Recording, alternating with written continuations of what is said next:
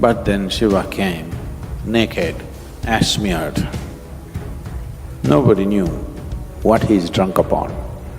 Dreadlocked, matted hair, smeared from head to toe in ash, wearing the skin of an elephant which has just been slain, fresh skin, bleeding, dripping blood, and he came fully inebriated. There came Parvati's mother, Meena. She saw, said, "What? You are going to marry this man?" And she fainted.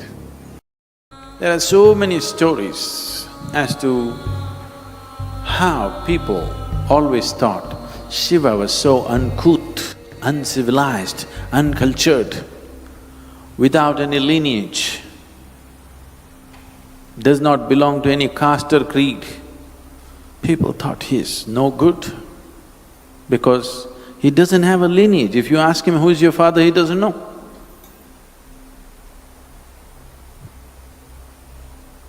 And he's uncouth.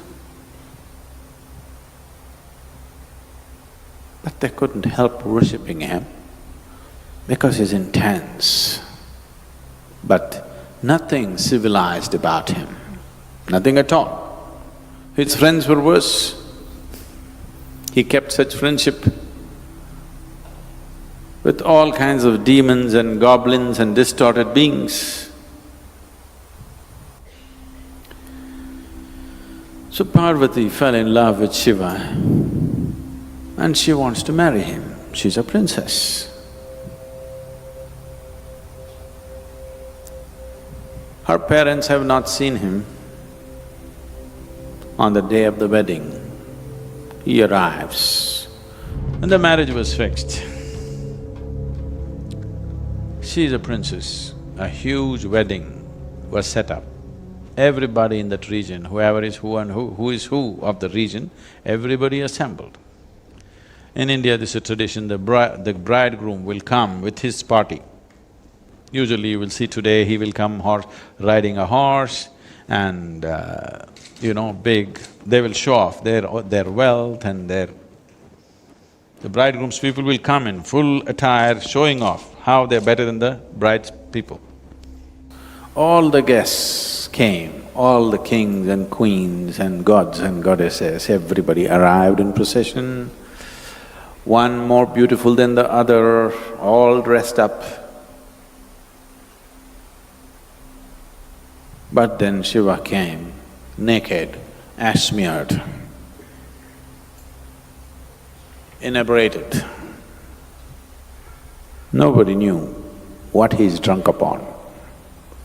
But he was inebriated and all his friends were inebriated. There came Parvati's mother, Meena. She saw, said, "What?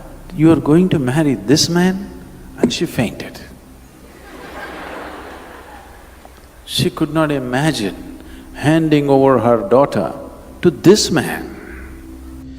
Then Parvati went and begged Shiva, "For my mother's sake, put on a little better, I don't mind the way you are. I just don't mind how you are. All I want is you, the way you are. But for my mother's sake, just show a little more pleasant self." He said, "Okay."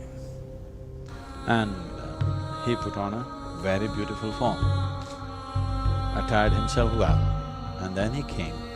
And then the people said he's a Sundar Murti, that means he's the most beautiful human being they'd ever seen. When marriage is to happen in India, especially in this kind of weddings, the antecedents of the bride and the groom are spoken with great pride. The ancestry, where they come from, how pure their blood is and all that stuff.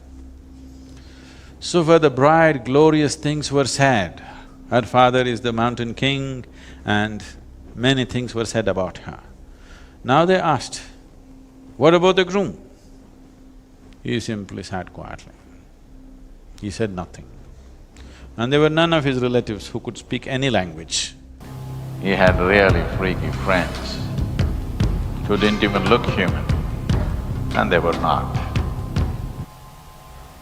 They were not human and they were not interested in pretending to be human. So they just came, all of them inebriated, making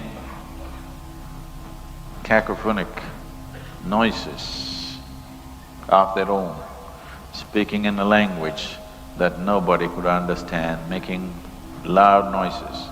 They came. Then the groom, the bride's father was disgraced by this, a man without antecedents. How will he marry my daughter? Nobody knows where he comes from, who his parents are, what is his lineage. How can I give my daughter to this man? He rose up in anger. Then there was a sage, Narada, who had a single-stringed instrument called ektara. He just in tang, tang, tang. The king got even more angry. What are you doing ektara for? Narada said, this is his antecedents. He has no father, he has no mother. Then what's his basis? Tang. His basis is sound, reverberation. He is just born out of a reverberation. He has no parentage, no antecedents, no lineage. Then the king was freaking, but the wedding happened. When we talk about Shiva, we are not talking about a nice civilized man. He's as beautiful as life can be.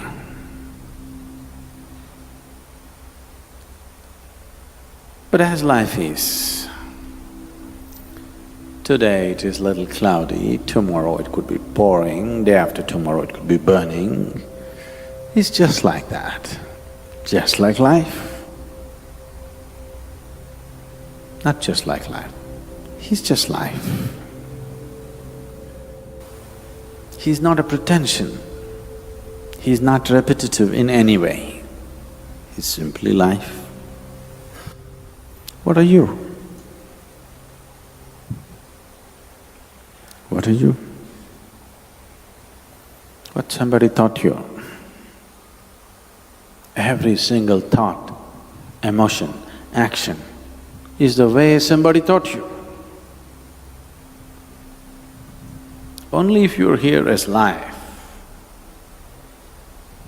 we can make you grow, we can make you blossom.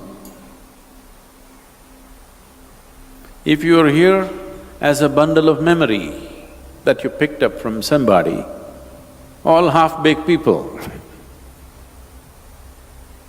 if you're just a bundle of memory, then what's there to do?